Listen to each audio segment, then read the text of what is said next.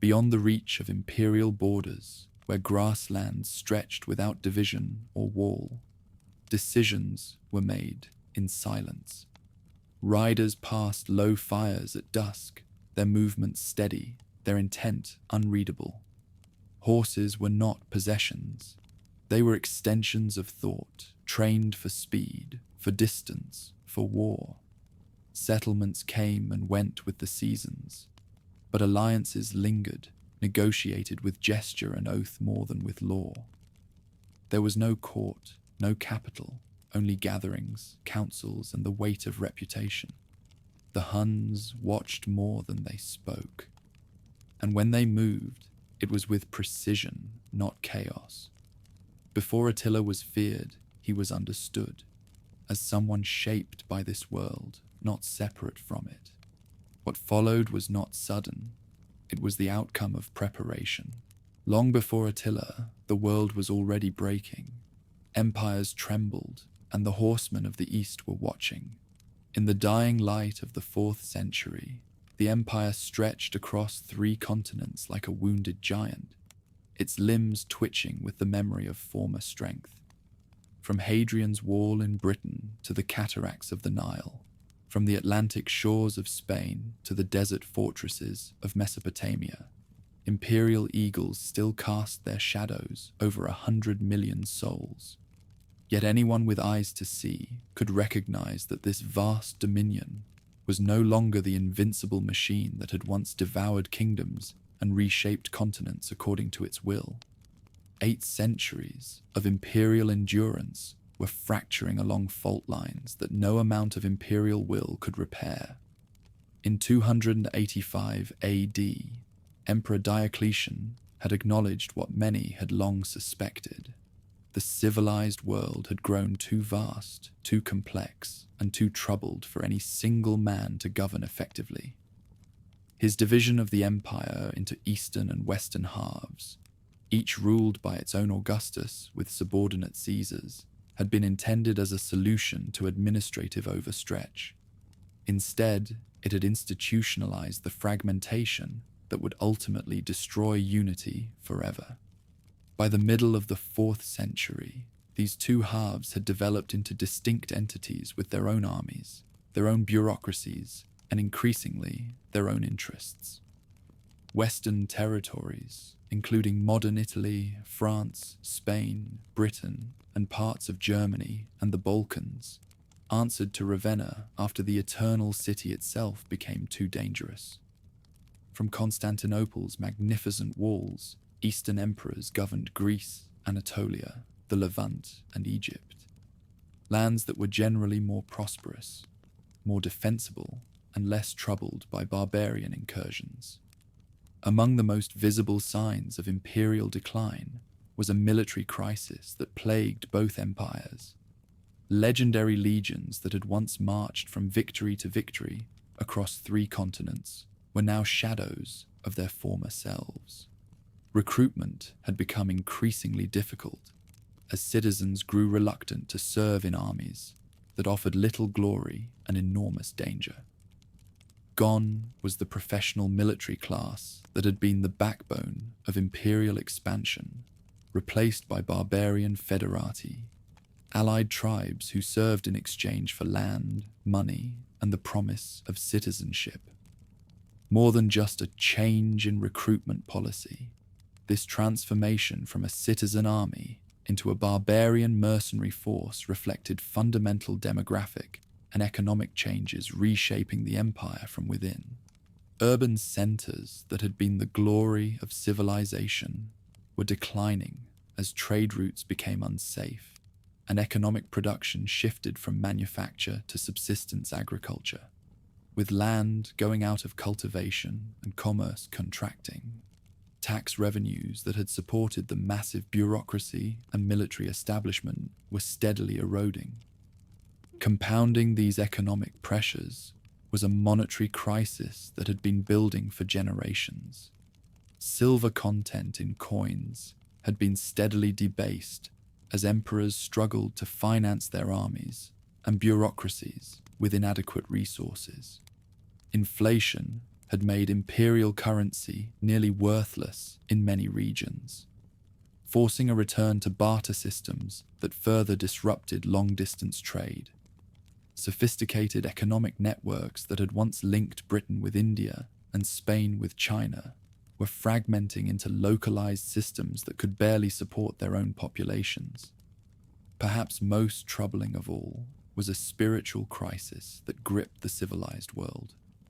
Ancient gods who had guided the empire to greatness seemed powerless against the challenges it now faced.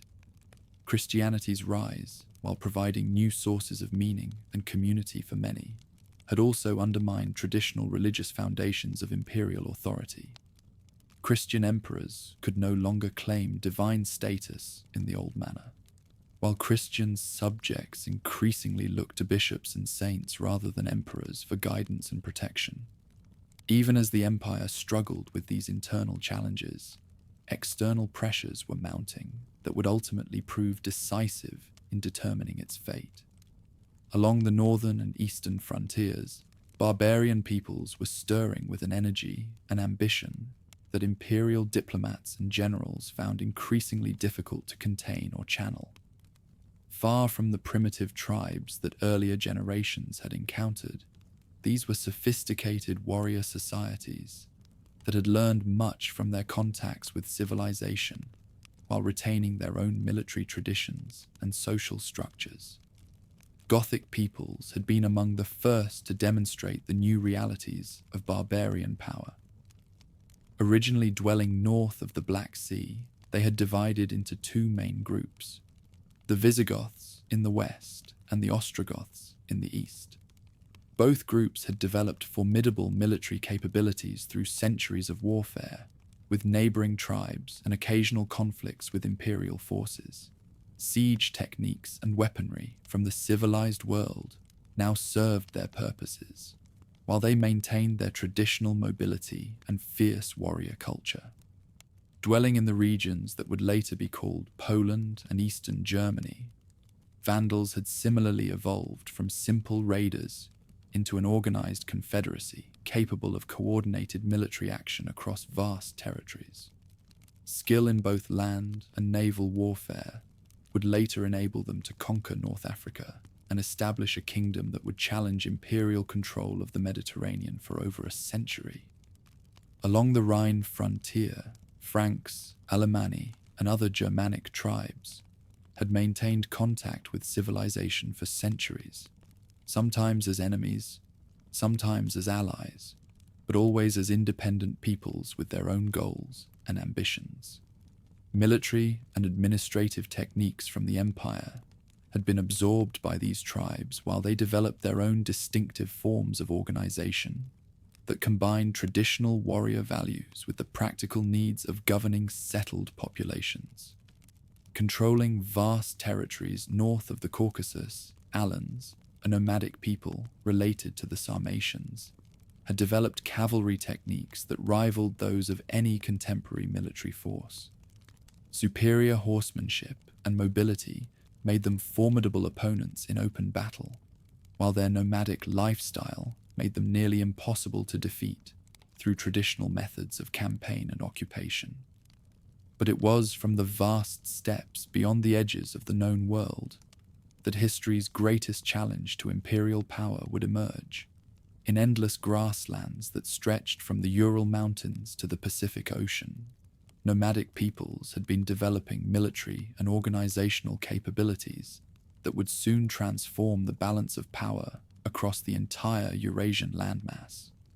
These were the lands that had given birth to the Scythians, the Sarmatians, and other horse-riding peoples who had periodically erupted into the settled world with devastating effect. Steppe nomads lived a life that seemed almost incomprehensible to citizens accustomed to urban civilization and settled agriculture. They followed their herds across vast distances, living in felt tents that could be assembled and disassembled in minutes, owning no permanent property beyond their animals and weapons. Yet this apparent simplicity concealed sophisticated skills in warfare, diplomacy, and organization that made them among the most formidable military forces in the world. Every nomad was a warrior from childhood, learning to ride before he could walk properly and to shoot arrows from horseback before he reached adolescence. Demands of nomadic life, protecting herds from predators and raiders, competing for scarce grazing land, migrating across hundreds of miles of dangerous territory, created a population of natural soldiers who were tough, mobile, and utterly fearless in battle. Social organization of nomadic societies was perfectly adapted to military needs. Tribal structures based on kinship and personal loyalty could be rapidly transformed into military units when warfare required. Skills needed to coordinate the movement of thousands of animals across vast distances could be applied to the deployment and supply of armies. Nomadic emphasis on individual prowess and group cohesion created military forces that combined personal courage with unit discipline in ways that sedentary armies found difficult to match. Around the year 370 AD, these abstract possibilities became terrifying realities when a nomadic people called the Huns erupted from the eastern steppes and began moving westward with a speed and violence that caught the entire barbarian world unprepared. Unlike any enemy that Europeans had previously encountered, they seemed to appear from nowhere, strike with devastating effect, and vanish before any effective response could be organized. The first victims of Hunnic expansion were the Alans, whose own cavalry skills proved inadequate against the superior mobility and archery of the newcomers. The Alan Confederation, which had dominated the steppes north of the Caucasus for generations, simply disintegrated under Hunnic pressure. Some Alan groups were absorbed into the Hunnic forces, while others fled westward to seek refuge among Gothic and other barbarian peoples. The destruction of Alan power sent shockwaves throughout the barbarian world, but it was only the beginning. The Huns next turned their attention to the Ostrogoths, whose kingdom, under Ermanaric, had been one of the most powerful barbarian states of the 4th century. Ostrogothic resistance crumbled with shocking speed, as Hunnic cavalry tactics proved devastatingly effective against Gothic infantry and heavy cavalry. The fall of the Ostrogothic kingdom created a refugee crisis that would have profound implications for the Roman Empire. Thousands of Gothic warriors and their families fled westward, seeking new homes and safety from the Hunnic terror that had destroyed their homeland. These refugees, led by chieftains like Fritigern and Alavievus, approached the Roman authorities seeking permission to cross the Danube and settle within imperial territory. Imperial response to this crisis revealed both the empire's weakness and the complexity of the challenges it faced. Emperor Valens, ruling the Eastern Empire from Constantinople, saw an opportunity to gain new recruits for his armies while solving the Gothic refugee problem. He granted permission for the Goths to cross the Danube, but imperial administration proved incapable of managing the massive population movement that followed. Settlement process quickly degenerated into chaos, as corrupt officials exploited the desperate refugees, while failing to provide the supplies and security they had promised. Gothic resentment grew as their families faced starvation, while imperial merchants profited from their misery.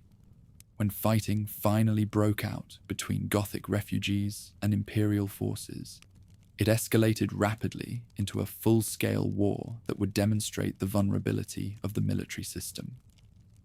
Battle of Adrianople in 378 AD became one of the most catastrophic defeats in imperial history.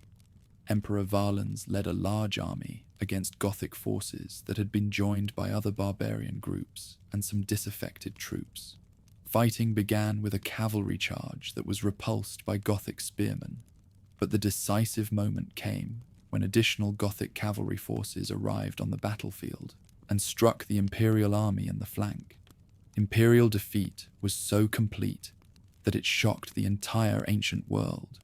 2/3 of the army was destroyed, including most of its officers and many of its best soldiers. Emperor Valens himself died in the fighting, though his body was never recovered from the carnage.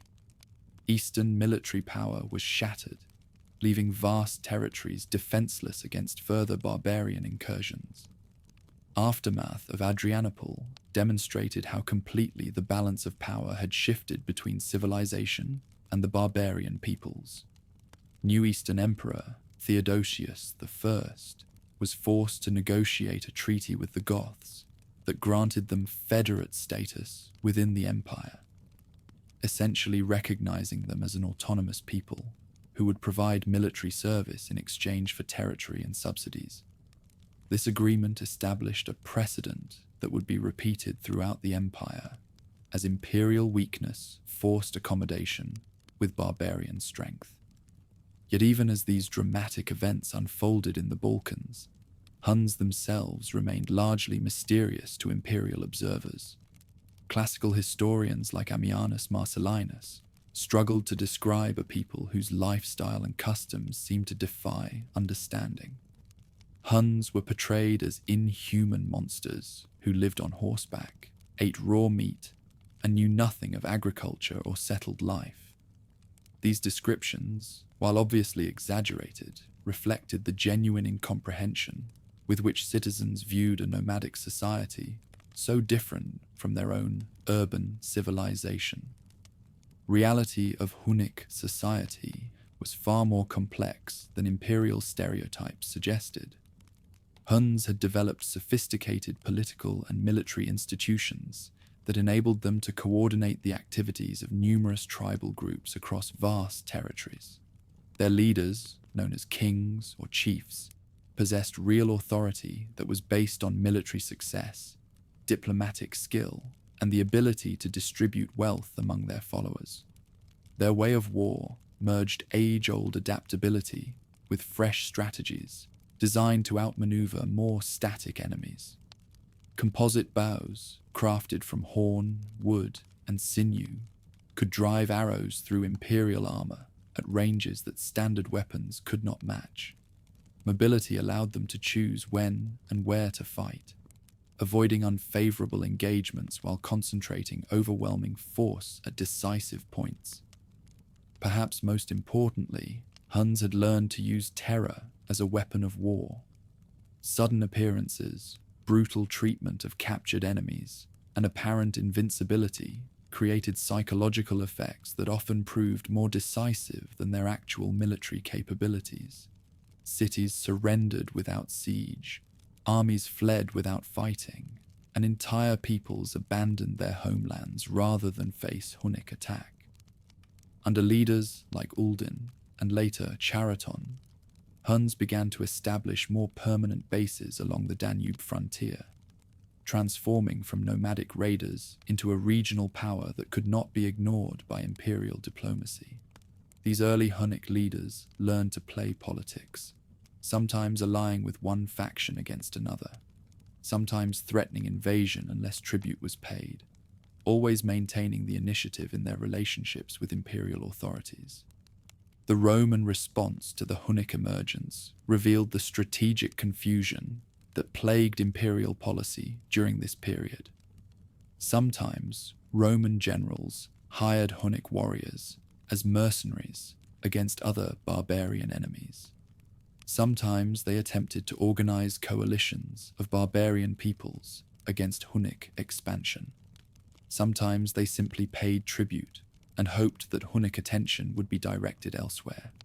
This inconsistent policy reflected deeper problems within the Roman governmental system. The division between Eastern and Western empires meant that coordinated responses to empire-wide threats were nearly impossible to organize. The frequent changes of emperors, often through military coups or assassinations, prevented the development of long-term strategic planning. The corruption and incompetence that plagued the imperial bureaucracy made effective implementation of any policy extremely difficult. By the opening years of the 5th century, the world into which Attila would be born had been fundamentally transformed by the events of the previous decades. The Roman Empire, while still massive and wealthy by any historical standard, was clearly in decline and increasingly dependent on barbarian federate troops for its defense. The barbarian peoples who had once lived on the empire's margins had become major players in European politics, with some groups established as kingdoms within former Roman territories.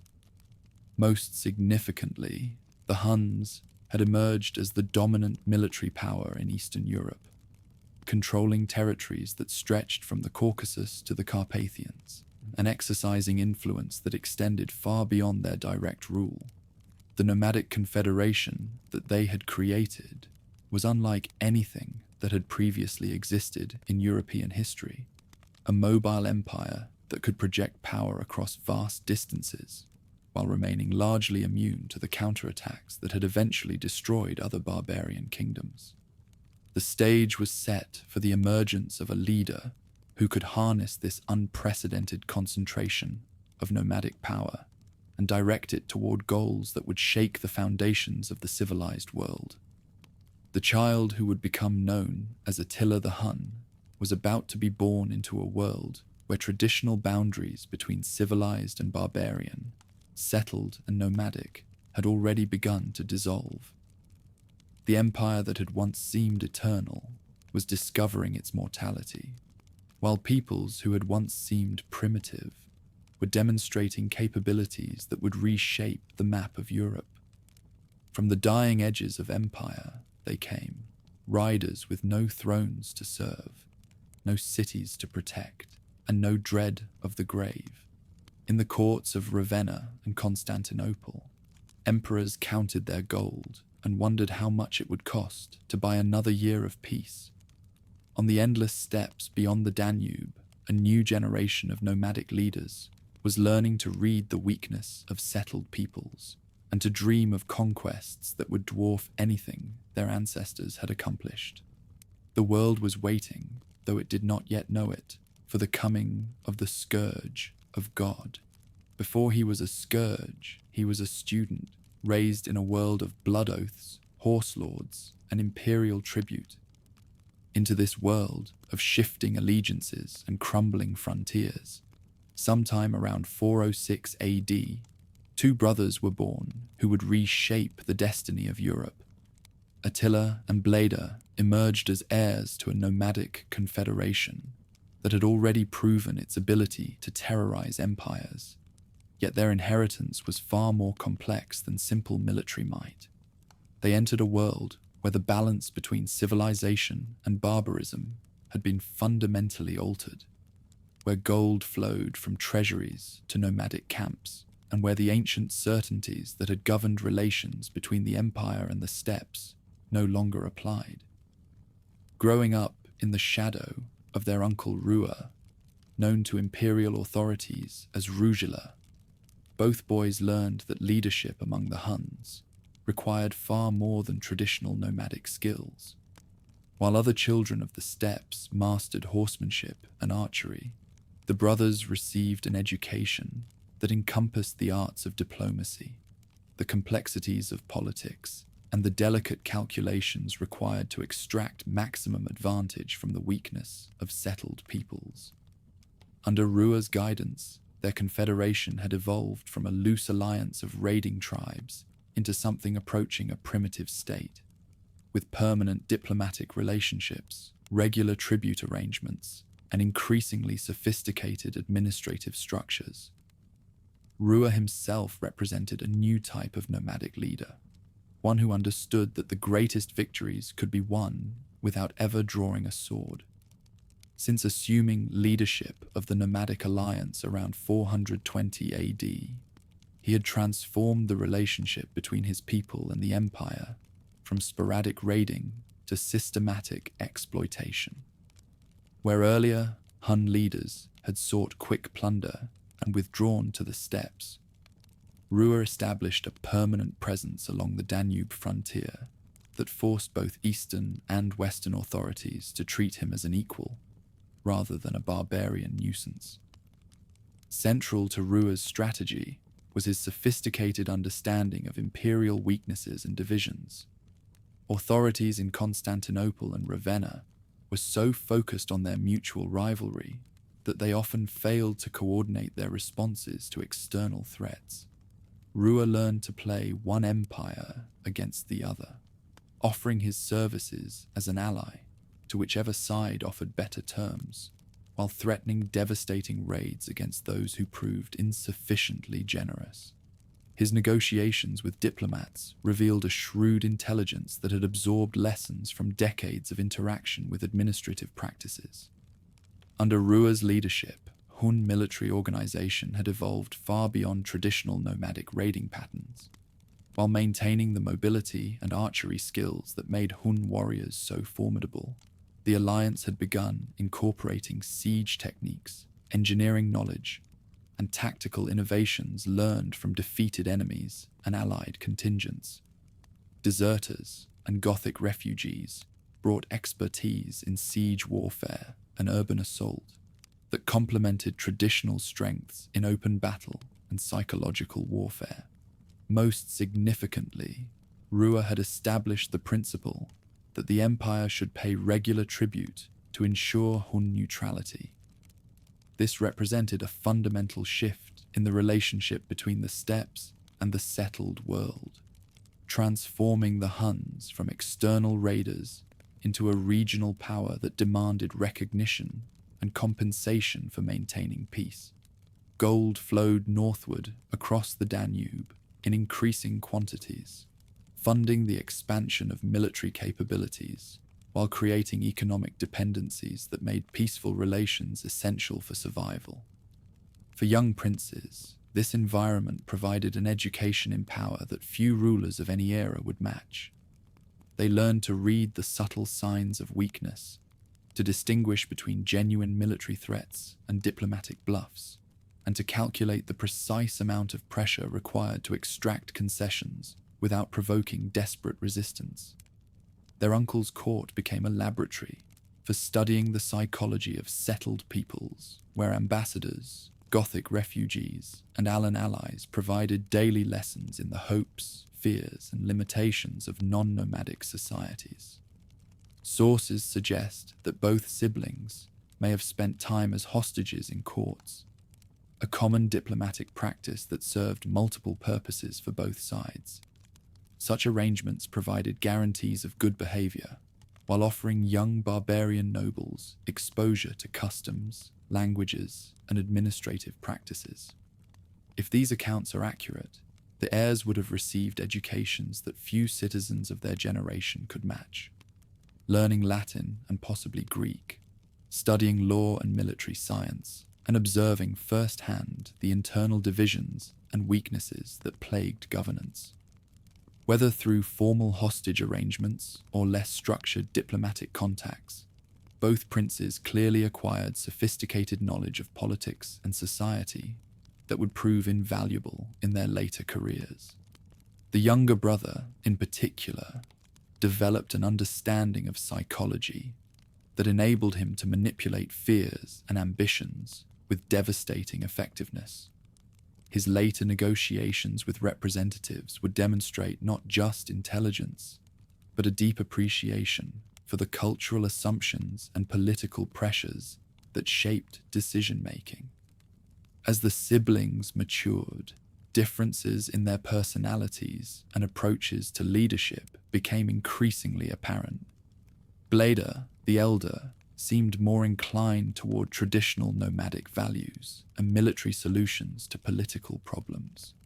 Contemporary sources describe him as a capable warrior and a charismatic leader among the Hun nobility, but suggest that he lacked the subtle intelligence and strategic vision that distinguished his younger brother. The future Scourge, by contrast, demonstrated early signs of the calculated ruthlessness and psychological insight that would make him legendary. Even as a young man, he showed an unusual ability to inspire loyalty among diverse followers, while maintaining emotional distance from personal attachments that might compromise his political effectiveness. Where his sibling sought glory through martial prowess, the ambitious prince seemed more interested in the mechanisms of power itself, how it was acquired, maintained, and deployed to achieve specific objectives. When Rua died suddenly in 434 AD, possibly from lightning strike according to some accounts, the transition of power proceeded smoothly despite the potential for succession disputes that had plagued many nomadic confederations. Following established precedent, leadership passed jointly to both nephews, with the brothers sharing authority over their people in a partnership that seemed to promise continued stability and expansion. Initial signs suggested that dual leadership would prove effective. Both siblings possessed the military skills and political intelligence necessary for managing the complex relationships that sustained power, while their different temperaments and approaches complemented each other in many situations. The elder's popularity among traditional warriors balanced his brother's appeal to more sophisticated elements within the alliance, while their shared commitment to expanding influence provided a common agenda that minimized potential conflicts. Almost immediately after assuming power, the new leaders demonstrated their intention to continue and expand their uncle's policies of systematic exploitation of weakness. Rather than simply maintaining existing tribute arrangements, they began pressing for increased payments and additional concessions that would extend influence deeper into territory. Their negotiations with representatives revealed both the sophistication of their political understanding and their determination to extract maximum advantage from desperation. In 435 AD, the joint rulers achieved one of their most significant early diplomatic victories with the Treaty of Margus, negotiated with representatives of the Eastern Empire. This agreement represented a fundamental shift in the relationship between the Huns and Constantinople, transforming what had been irregular tribute payments into a systematic annual subsidy that acknowledged power as a permanent feature of regional politics. Authorities agreed to pay £700 of gold annually to ensure neutrality, while also accepting restrictions on their own diplomatic activities and trade relationships. Beyond the immediate financial benefits, this treaty established important precedents that would shape future negotiations. Recognition of territorial claims along the Danube frontier legitimized permanent presence in regions that had previously been considered spheres of influence. Provisions requiring the return of refugees and the prohibition of alliances with other barbarian peoples acknowledged that the Huns had achieved a status approaching equality with the empire itself. Perhaps most significantly, the treaty demonstrated the extent to which policy had become reactive rather than proactive in dealing with barbarian threats. Rather than developing long-term strategies for managing or eliminating external challenges, authorities had essentially adopted a policy of appeasement that postponed immediate crises while creating conditions for even greater problems in the future. Each successful negotiation increased prestige among other barbarian peoples, while demonstrating the profitable rewards available to those who could effectively threaten interests. With tribute secured and their southern frontier stabilized, the co-rulers turned their attention to consolidating and expanding their authority over the diverse peoples who comprised their alliance. This process required delicate balancing of traditional nomadic values, with the administrative innovations necessary for governing settled populations and managing complex economic relationships. Under their leadership, the alliance began developing more sophisticated institutions for tax collection, military organization, and diplomatic coordination. Society during this period represented a unique synthesis of nomadic traditions, with adaptations drawn from contact with settled civilizations. While maintaining the mobility and military culture that had made their conquests possible, the group had begun developing permanent administrative centers, standardized procedures for tribute collection, and coordinated policies for managing relationships with subject and allied peoples. This institutional development occurred without sacrificing the flexibility and responsiveness that were essential for nomadic military effectiveness. Central to this evolution was the siblings' recognition that permanent success required more than military intimidation. Sustainable power demanded the creation of genuine advantages for peoples who chose to ally with the Huns rather than resist them. Leadership began offering protection services to vulnerable populations, trade opportunities for displaced merchants, and advancement possibilities for ambitious individuals who could contribute useful skills or knowledge to their enterprises. Policies proved particularly effective in attracting support from populations that had been marginalized or displaced by policies. Gothic refugees, Allan survivors, and various Germanic groups found opportunities within the system that had been denied them by authorities. Rather than simply absorbing these peoples as conquered subjects, leaders integrated them as partners in further expansion, creating a genuinely multinational force that combined the military traditions of numerous warrior cultures. Military innovations during this period reflected the alliance's increasingly diverse composition and expanding ambitions. Traditional cavalry tactics were enhanced by Gothic infantry techniques, Allan horse breeding knowledge, and Germanic weaponry traditions. Perhaps most importantly, the Huns began systematically incorporating siege warfare capabilities that would prove essential for future campaigns against fortified positions. With the help of foreign engineers, many of them prisoners, the nomads added siege weaponry to their arsenal without sacrificing their trademark mobility. Where earlier raids had been limited to attacking unfortified targets or starving out defenders through blockade, the Alliance now possessed the technical capabilities necessary for direct assault on major cities and fortresses. This development fundamentally altered the strategic balance between nomadic and settled forces, eliminating the defensive advantages that had previously protected urban populations from steppe raiders. As their military capabilities expanded, so did the joint rulers' territorial ambitions. Campaigns during the late 430s and early 440s extended influence into regions that had never before experienced nomadic control, while demonstrating their ability to coordinate complex operations across vast distances. These expeditions served multiple purposes. They provided opportunities for warriors to gain wealth and prestige. They eliminated potential threats to security, and they demonstrated to potential enemies and allies alike that their forces possessed offensive capabilities that could reach any target within several hundred miles of their core territories. Success in these campaigns attracted additional followers to their banner, while providing resources for further expansion. Captured wealth funded the acquisition of new weapons and equipment, while prisoners with useful skills were integrated into the growing administrative and technical apparatus.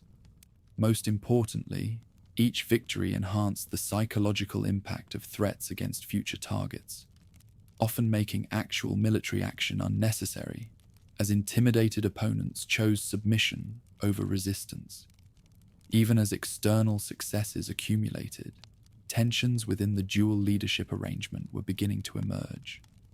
While both siblings shared credit for their achievements, their different approaches to leadership and their distinct visions for future development created subtle but growing conflicts over policy and priorities.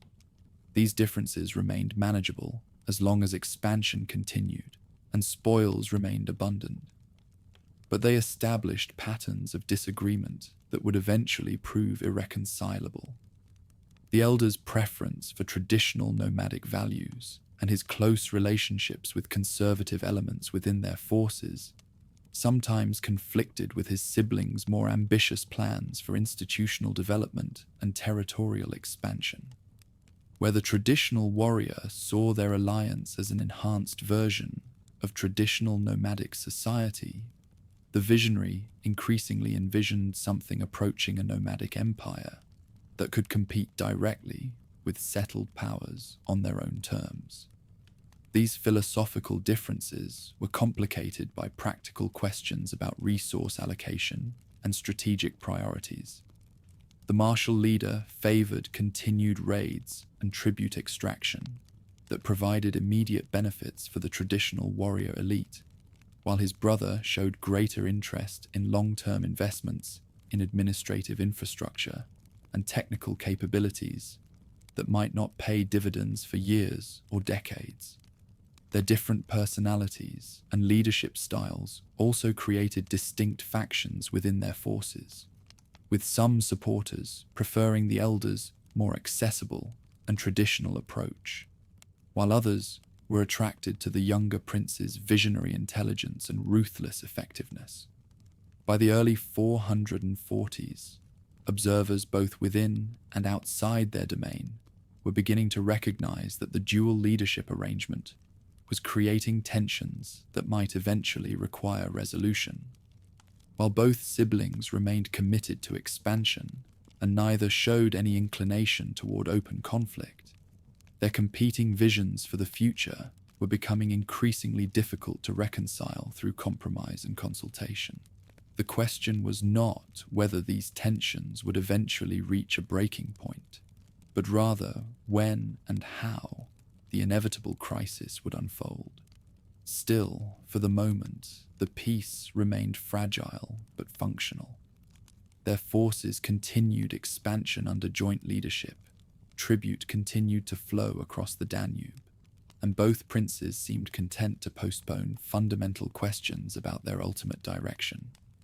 All the world watched and waited, still largely unaware that one of these siblings would soon emerge as the sole leader of a force that would challenge the very foundations of civilized society. Raised in the saddle, fluent in threats and treaties, Attila learned to read empires like a hunter reads prey. The education that had begun in his uncle's court was nearly complete, and the student was about to become the master of a power that would make emperors tremble and nations flee before his advance. But first, there was the matter of his brother, and the question of whether the Hunnic Confederation was large enough for two such ambitious rulers. Beyond the Danube's muddy waters, a new kind of warfare was taking shape. No longer content with the seasonal raids that had characterized previous generations of nomadic leaders, the joint rulers of the Hun Confederation began implementing campaigns that combined traditional steppe mobility with systematic territorial conquest. Their early expeditions across the Balkans revealed a level of coordination and strategic planning that caught both Eastern and Western authorities completely unprepared for the devastation that would follow. During the late 430s, coordinated strikes against frontier settlements demonstrated the evolution of Hun military capabilities. Unlike the hit-and-run tactics that had made their predecessors famous, these operations involved sustained pressure against specific targets, sophisticated intelligence gathering, and the systematic exploitation of captured resources. Cities that had relied on distance and fortification for protection discovered that neither advantage could guarantee safety against enemies who combined nomadic speed with settled world siege techniques. Serdica, modern Sofia, became one of the first major urban centers to experience the new reality of Hun warfare. Rather than simply surrounding the city and demanding tribute, the attackers implemented a coordinated assault that utilized both traditional cavalry charges and innovative siege equipment operated by captured engineers. Citizens who had grown accustomed to buying their safety with negotiated payments found themselves facing an enemy that seemed more interested in demonstrating capability than in immediate profit. Following the fall of Serdica, imperial diplomats rushed to negotiate new arrangements that might satisfy Hun ambitions without requiring further military demonstrations. These discussions revealed the extent to which the balance of power had shifted along the Danube frontier, where previous agreements had treated the nomadic confederation as a useful but controllable ally. The new negotiations acknowledged their status as a regional power capable of independent action that could threaten the stability of entire provinces. In 441 AD, violations of the Treaty of Margus provided the pretext for a massive escalation in Hun military operations. Merchants operating under imperial protection had allegedly crossed into Hun territory and robbed tombs sacred to the nomadic confederation, while imperial authorities had failed to return fugitives as required by previous agreements. Whether these violations were genuine grievances or convenient excuses for expansion mattered less than the military response they justified. Margus itself, the city that had given its name to the treaty, became the first target of what would develop into the most devastating Balkan campaign in generations. Rather than attempting to negotiate or seeking alternative settlements, the defenders chose to resist, apparently believing that their fortifications and imperial support would prove adequate against nomadic assault. Their miscalculation would demonstrate to every other city in the region the futility of opposing Hun military power. Siege techniques employed against Margus revealed how completely nomadic warfare had adapted to the requirements of attacking fortified positions. Traditional catapults and battering rams were supplemented by more sophisticated equipment that showed clear influence from engineering knowledge acquired during previous campaigns. Perhaps more importantly, the attackers demonstrated patience and systematic planning that contradicted stereotypes about nomadic impatience and inability to sustain long-term operations. When Margus finally fell after weeks of siege, its destruction served multiple strategic purposes beyond simple conquest. The thoroughness of the city's demolition sent a clear message to other potential centers of resistance about the consequences of defying Hun demands. Simultaneously, the wealth captured during the assault funded further military operations, while providing concrete benefits for the warriors who had participated in the campaign. Nisus, birthplace of Constantine the Great and one of the most important cities in the northern Balkans, became the next major target of Hun expansion. With a population approaching 100,000 people and fortifications that had never been successfully breached by barbarian assault, the city represented both a valuable prize and a significant military challenge. Its capture would demonstrate Hun capability to take any target in the region, regardless of its historical significance or defensive strength. Siege operations against Nisus revealed the full extent of Hun military evolution since their arrival in Europe. Engineers operating captured equipment implemented systematic breaching operations, while nomadic cavalry maintained complete control over the surrounding countryside. Citizens found themselves trapped between the advancing siege works and the mobile forces that prevented any possibility of escape or external relief. Contemporary accounts describe the fall of Nisus as one of the most devastating urban disasters of the 5th century. When the city's walls were finally breached, the attackers demonstrated a level of organized destruction that went far beyond traditional sacking. Buildings were systematically demolished. Populations were either killed or enslaved according to predetermined plans, and the entire urban infrastructure was methodically destroyed to prevent any possibility of rapid reconstruction. What remains of Nisus tells a clear story of total destruction.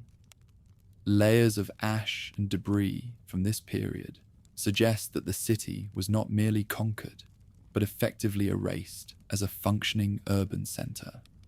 The psychological impact of such complete destruction extended far beyond the immediate vicinity. influencing the decisions of military commanders and civilian authorities throughout the Balkans about the wisdom of resistance versus negotiation. With Nisus eliminated, Hun forces began systematic operations against secondary targets throughout the region. Singidunum, modern Belgrade, fell after brief resistance that demonstrated the futility of opposing the nomadic military machine. Smaller cities and towns throughout Thrace and Moesia found themselves faced with impossible choices between destruction and submission, with most choosing surrender after witnessing the fate of communities that had chosen to fight. Far more than advances in siege methods, these campaigns demonstrated a deeper shift in military thinking. Hun forces demonstrated unprecedented ability to coordinate operations across vast distances, with different armies striking multiple targets simultaneously while maintaining strategic coherence. Communication systems that had originated in nomadic migration practices were adapted to provide real-time intelligence about enemy movements and changing tactical situations. What unfolded in the Balkans upended every notion of nomadic logistical weakness, proving such forces could operate with unexpected precision. Rather than living off immediate plunder and withdrawing when local resources were exhausted, the attacking forces maintained systematic supply lines that supported sustained operations far from their traditional grazing territories. Captured resources were efficiently organized and distributed according to predetermined plans that maximized their contribution to ongoing military operations. Integration of diverse military traditions became increasingly apparent as the campaigns progressed.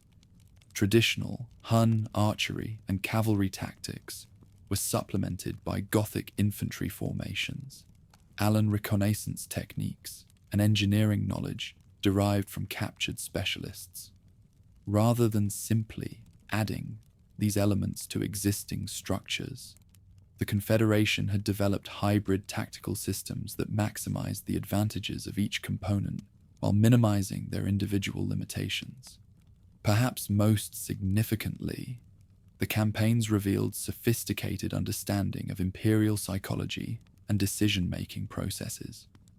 Rather than pursuing random destruction or seeking immediate territorial occupation, Hun operations were calculated to create maximum pressure on imperial authorities, while maintaining flexibility for future negotiations. Each victory demonstrated capability, while preserving the possibility that further destruction might be avoided through appropriate concessions. In 443 AD, imperial desperation led to renewed negotiations that would fundamentally alter the relationship between the Eastern Empire and the Hun Confederation. Emperor Theodosius II, faced with military disasters that threatened the security of Constantinople itself, authorized diplomatic missions that were prepared to offer concessions far beyond anything previously contemplated. These discussions would establish precedents that acknowledged Hun power as a permanent feature of European politics. Terms agreed upon during these negotiations reflected the complete transformation of imperial-barbarian relations since the beginning of Hun expansion. Annual tribute payments were doubled from 700 to 1,400 pounds of gold, while additional provisions granted the Confederation trading rights and diplomatic recognition that placed them on essentially equal footing with the empire itself.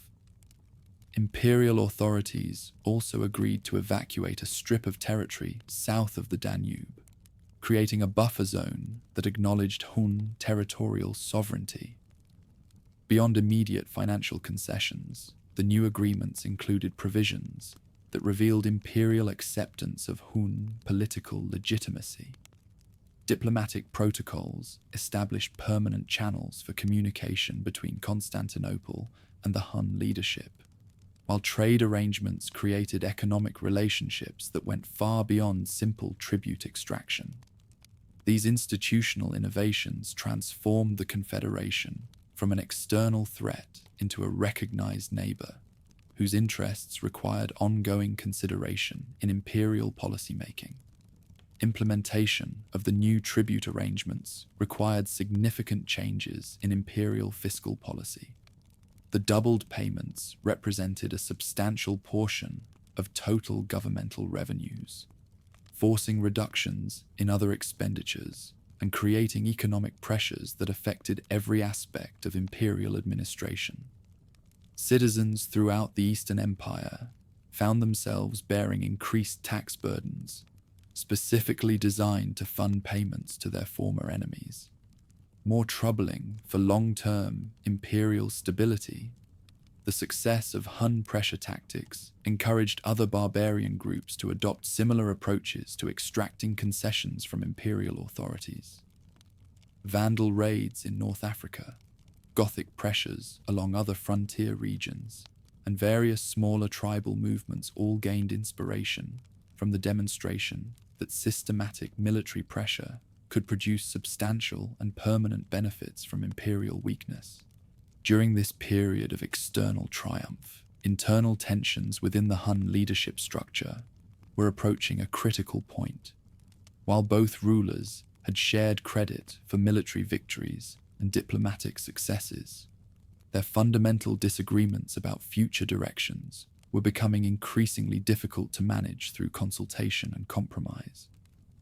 The younger brother's growing reputation for strategic brilliance created pressures that challenged the traditional balance between the co-rulers. Choices between rival leaders increasingly reflected how military and tribal figures had fared under their command in the field.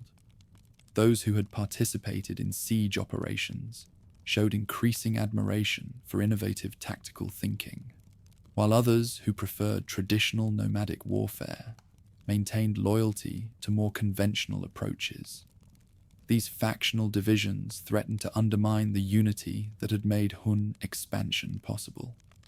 By 445 AD, the contradiction between joint leadership and the practical demands of governing an expanding confederation had become impossible to ignore. Military operations required clear chains of command. Diplomatic negotiations demanded consistent policy positions, and administrative functions needed unified direction.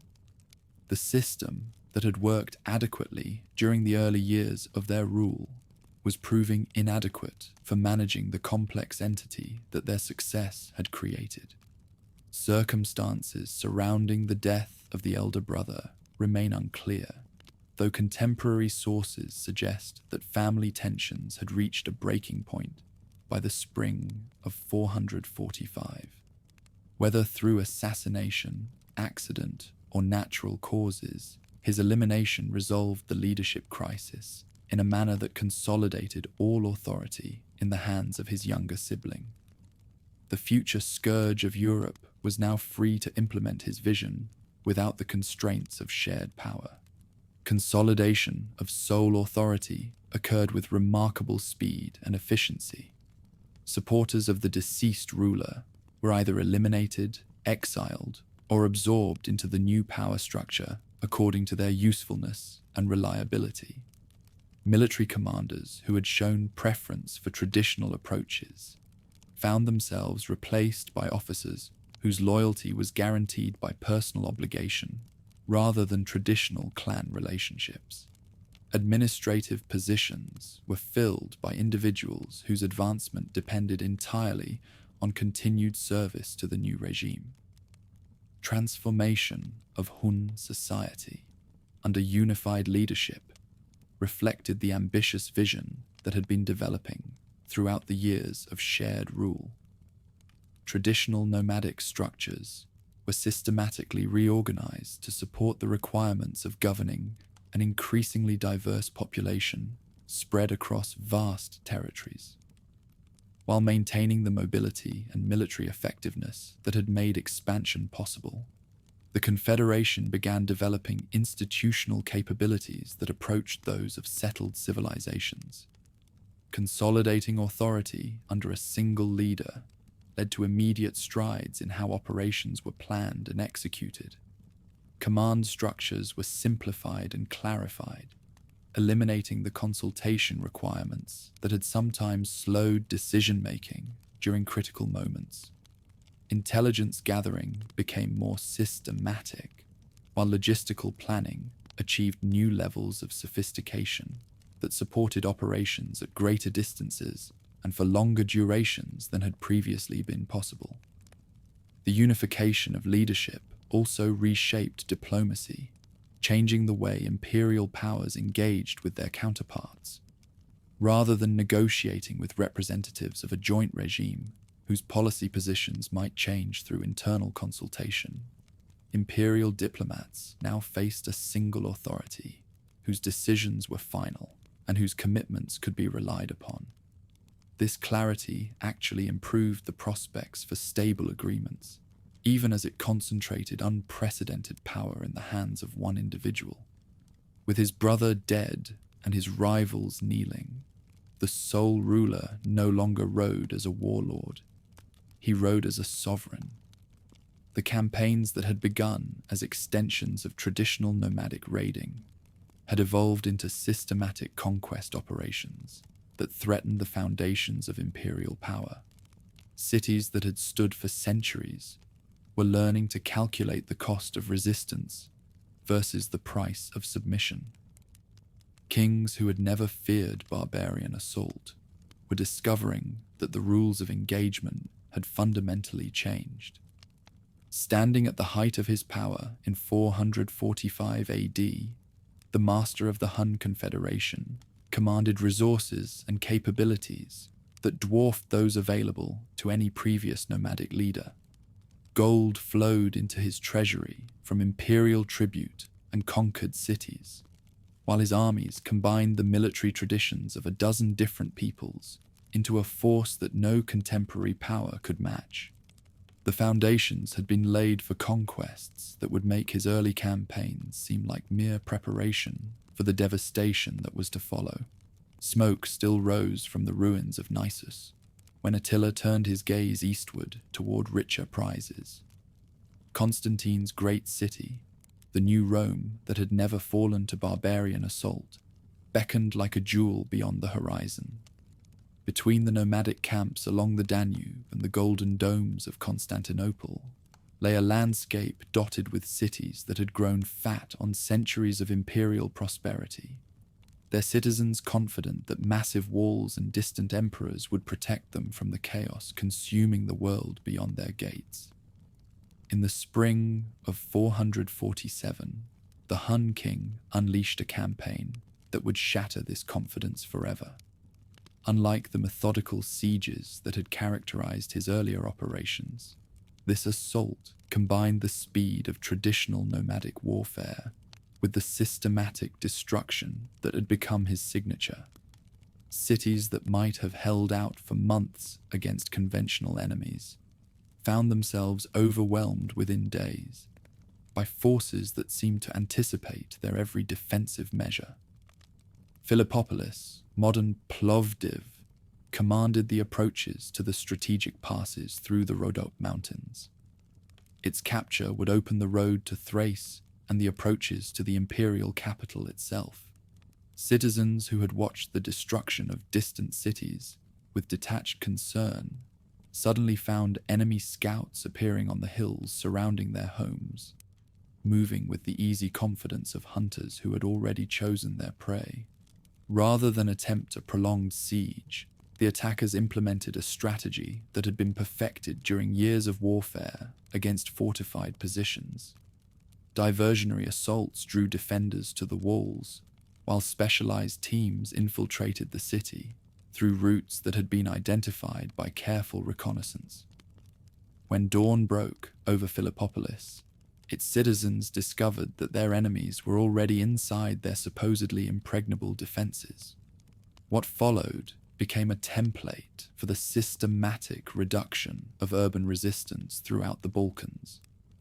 Rather than the chaotic sacking that had characterized earlier barbarian conquests, the destruction of Philippopolis proceeded according to predetermined plans that maximized both material gain and psychological impact.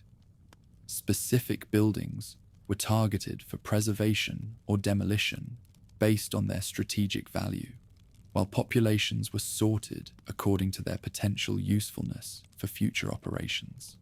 Word of the city's fall spread faster than the smoke from its burning districts. Refugees streaming southward carried tales of destruction so complete that many who heard them refused to believe such devastation was possible. These accounts described not just military defeat, but the systematic erasure of a community that had existed for centuries, reduced to ash and memory in a matter of days. Arcadiopolis, strategically positioned to control access to the Gallipoli Peninsula, attempted to negotiate surrender before the attackers could demonstrate their siege capabilities. Envoys approaching the nomadic camp discovered a level of organization and sophistication that contradicted every stereotype about barbarian simplicity. The royal court they encountered operated with protocols and administrative efficiency that rivaled anything they had observed in Constantinople itself. Negotiations with the city's representatives revealed the cold calculation that now characterized the barbarian warlord's approach to diplomacy. Rather than simple demands for tribute or submission, the terms offered reflected sophisticated understanding of regional economics and strategic geography. Arcadiopolis would survive, but only as a carefully controlled asset in a larger strategic plan that encompassed the entire eastern Mediterranean. Terms imposed upon the surrendering city established precedents that would influence future negotiations throughout the region.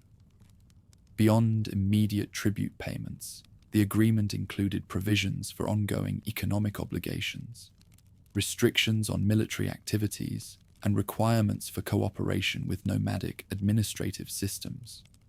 These arrangements transformed conquered territories from temporary sources of plunder into permanent components of an expanding political structure.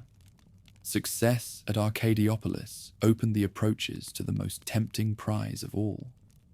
Constantinople's massive walls rose from the waters of the Bosphorus like a stone mountain, their foundations laid by Constantine himself and strengthened by generations of emperors who had understood that the city's survival depended on its ability to withstand any assault.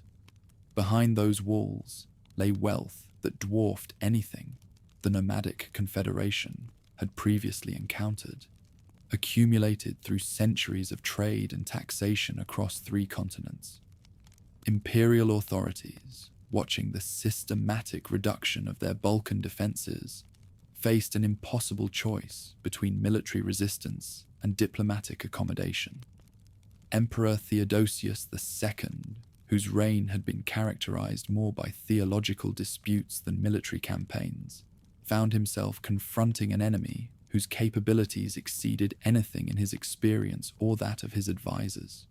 Previous barbarian threats had been manageable through traditional combinations of force, bribery, and political manipulation.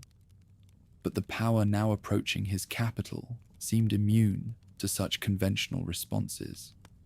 Desperate consultations in the imperial palace revealed the extent to which the Eastern Empire had become dependent on assumptions that no longer applied to the changing world beyond its borders.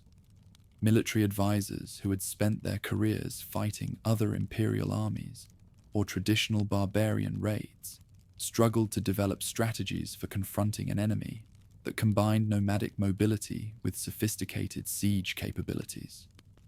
Diplomatic experts found their carefully cultivated networks of barbarian allies either destroyed or co-opted by the advancing confederation. Rather than risk a siege that might destroy the greatest city in the Christian world, Theodosius chose negotiation. Imperial envoys who departed Constantinople for the nomadic camps carried with them authorization to offer concessions that would have been unthinkable just months earlier. Their instructions reflected imperial recognition that the balance of power had shifted so dramatically that survival itself now required accommodation with former enemies. The conditions under which these negotiations proceeded demonstrated how completely the relationship between empire and barbarians had been transformed. Rather than imperial representatives dictating terms to subordinate tribal leaders, the discussions resembled diplomatic exchanges between equal powers. The nomadic court that received the imperial embassy operated with protocols and administrative sophistication that impressed even observers accustomed to the ceremonial grandeur of Constantinople itself. Priscus of Panium, the historian and diplomat who participated in these negotiations, left detailed accounts of his experiences in the nomadic court that provide unique insights into the character and methods of the man who had risen to dominate half of Europe. Rather than the savage barbarian of popular imagination, Priscus encountered a ruler whose intelligence and political sophistication exceeded that of most imperial administrators. His descriptions reveal someone who combined absolute authority with careful attention to the practical details of governance and diplomacy. Such personal observations recorded by Priscus challenge many contemporary assumptions about nomadic society and leadership.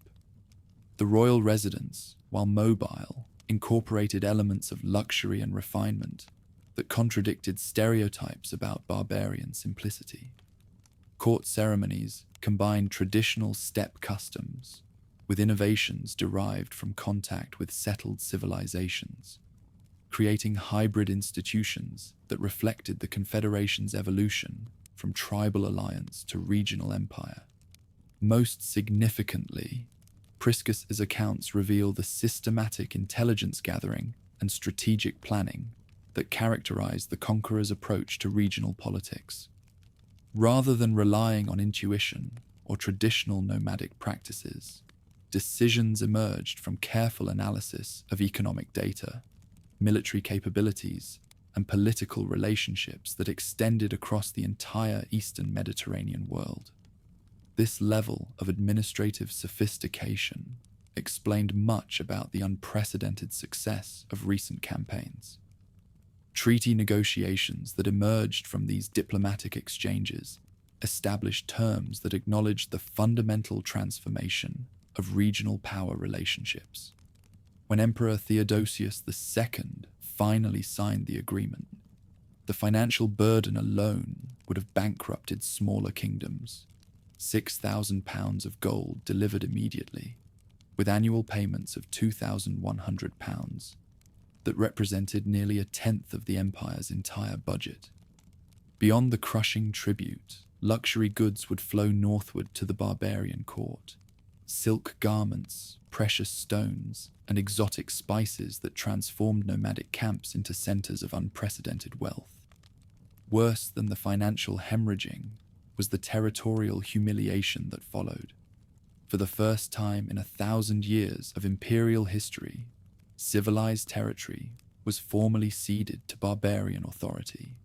Cities south of the Danube that had boasted Roman citizenship for generations found themselves abandoned by the government they had served, their populations left to navigate the alien customs and expectations of nomadic rule. Villages that had supplied grain to Constantinople now sent their harvests to feed the horses of their former enemies. Far beyond immediate financial and territorial concessions, the treaty included diplomatic provisions that transformed the Confederation from external threat to recognized regional power. Permanent embassy systems established ongoing channels for communication and dispute resolution, while trade agreements created economic relationships that went far beyond simple tribute extraction. These institutional innovations acknowledged that nomadic power had become a permanent feature of Mediterranean politics, rather than a temporary disruption to be managed and contained. Implementation of these new arrangements required fundamental changes in imperial administrative practices. Bureaucratic systems that had been designed to manage subordinate provinces and allied kingdoms were adapted to accommodate relationships with an equal power, whose territory bordered the empire's most sensitive regions. The psychological adjustment required for imperial officials to treat former enemies as diplomatic partners proved as challenging as the practical problems of implementing the new policies.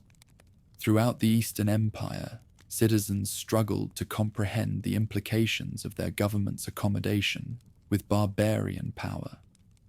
Urban populations who had grown accustomed to imperial protection found themselves paying taxes specifically designed to fund tribute to their former enemies.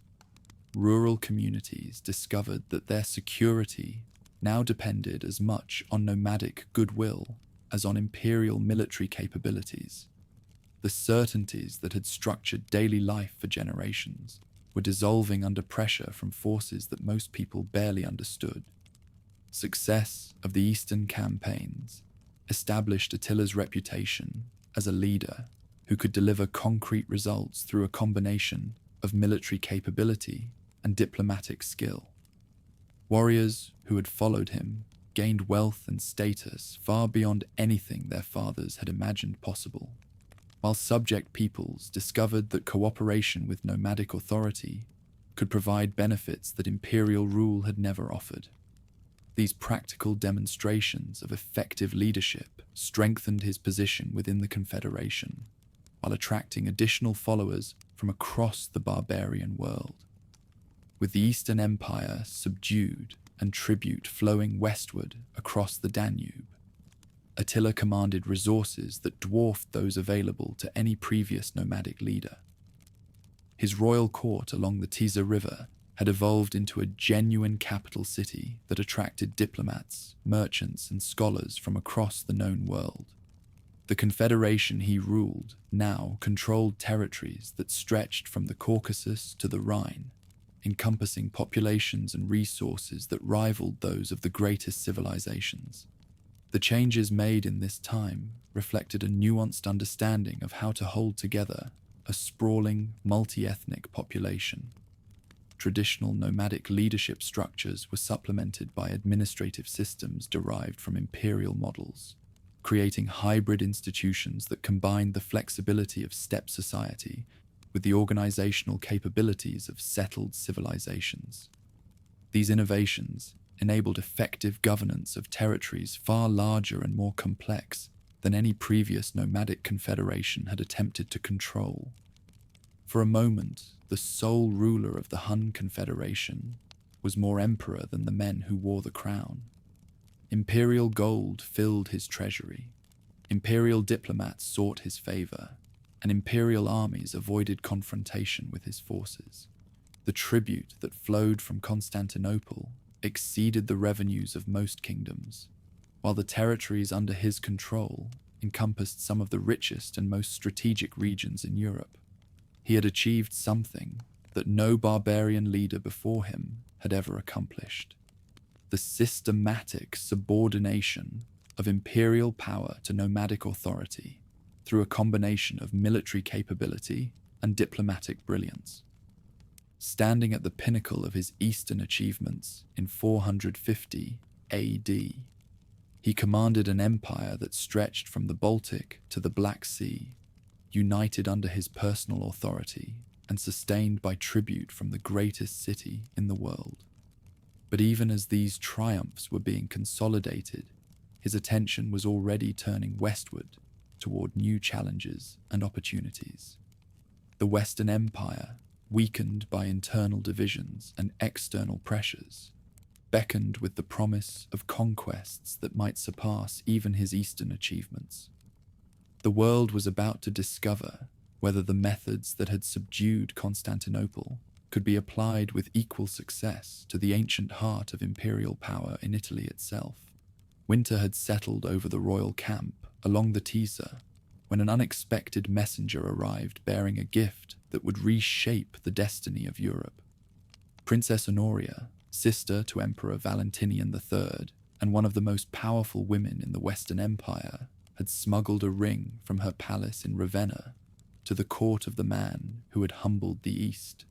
With it came a desperate plea, disguised as a marriage proposal, though what she truly sought was rescue from a political trap that threatened to destroy her influence forever. Honoria's predicament stemmed from the peculiar dynamics of Western imperial politics. where women of the royal family wielded enormous unofficial power while remaining legally subordinate to their male relatives. As Augusta and sister to the emperor, she commanded vast estates, controlled significant patronage networks, and influenced policy decisions that affected millions of subjects. Her mistake had been conducting an affair with her steward Eugenitus, a scandal that provided her enemies at court with the excuse they needed to eliminate her political influence. Faced with forced marriage to a senator who would effectively end her independence, the princess had conceived a desperate gambit that revealed both political sophistication and remarkable courage. Rather than submit to domestic exile, she chose to reach out to the most dangerous enemy of the empire, gambling that barbarian pragmatism might prove more accommodating than imperial family politics. Her message to Attila was carefully crafted to appeal to both his political ambitions and his appreciation for audacious planning. When Attila received the ring and its accompanying message, he recognized an opportunity that exceeded his most optimistic expectations. Here was a chance to claim legitimacy within the imperial system itself, to transform himself from external conqueror to rightful claimant of imperial authority. More practically, a marriage to the emperor's sister would provide legal justification for intervention in Western politics and territorial claims that could extend his influence far beyond anything achieved through pure military conquest. Rather than responding immediately to the princess's proposal, the Hun king spent months crafting a diplomatic strategy that would maximize the political benefits of this unexpected development. His demands, when they finally arrived in Ravenna, shocked imperial authorities with their scope and audacity. Beyond marriage to Honoria, he claimed half the Western Empire as her legitimate dowry, arguing that imperial law entitled her to an equal share of her father's inheritance alongside her brother. Imperial response to these demands revealed the complete transformation of barbarian civilized relations since the beginning of Hun expansion. Where previous generations of emperors had dismissed barbarian claims with contempt, Valentinian III found himself forced to take Attila's proposals seriously. The military capabilities demonstrated in the East made rejection potentially catastrophic, while acceptance would legitimize barbarian authority over imperial territory in ways that could destroy the theoretical foundations of imperial rule. Consultation with advisors produced no satisfactory resolution to the dilemma posed by the Hun marriage demand. Legal scholars argued that Honoria's status as Augusta did indeed entitle her to substantial inheritance rights, while military commanders warned that war with Attila would likely result in the same devastation that had overwhelmed the eastern provinces. Diplomatic experts suggested various compromise proposals, but none addressed the fundamental problem that any accommodation would establish precedents that other barbarian leaders might seek to exploit. Months of internal debate finally produced a rejection of Attila's demands that attempted to minimize the risk of military retaliation. Imperial envoys who delivered this response explained that Honoria's previous engagement precluded marriage to the Hun king, while her status as a woman prevented her from inheriting imperial territory. These legalistic arguments were supplemented by offers of increased tribute and trade concessions designed to provide alternative benefits that might satisfy barbarian ambitions without compromising imperial sovereignty. Attila's reaction to this rejection combined genuine outrage with calculated political theatre. He declared himself the champion of Honoria's legitimate rights, casting his coming invasion not as barbarian aggression, but as a righteous crusade to restore imperial law and justice. This narrative transformation proved crucial for maintaining unity within the Hun Confederation, where some leaders had questioned the wisdom of attacking the Western Empire, while tribute from the East continued to flow steadily. Preparation for the Western campaign required mobilization on a scale that exceeded anything Attila had previously attempted. The forces assembled for the invasion of Gaul represented not just Hun tribal levies, but a truly international army that included warriors from across the barbarian world. Ostrogoths under King Theodoric, Gepids under King Ardaric, various Germanic tribes, and Alan survivors all contributed contingents to an army that contemporary sources numbered in the hundreds of thousands. Creation of this massive coalition required diplomatic skills that rivaled Attila's military capabilities. Each allied group had its own motivations for joining the expedition, from hope of plunder to fear of Hun retaliation, and managing their competing interests demanded constant negotiation and careful distribution of anticipated benefits. The success of these diplomatic efforts demonstrated the extent to which the Hun king had evolved from tribal war leader to international statesman capable of coordinating complex political relationships. The Gallic campaign's preparation phase highlighted strategic shifts in nomadic combat that left a lasting mark on the art of war. Supply trains organized according to systematic plans supported operations far from traditional grazing territories, while intelligence networks provided detailed information about enemy positions and regional politics.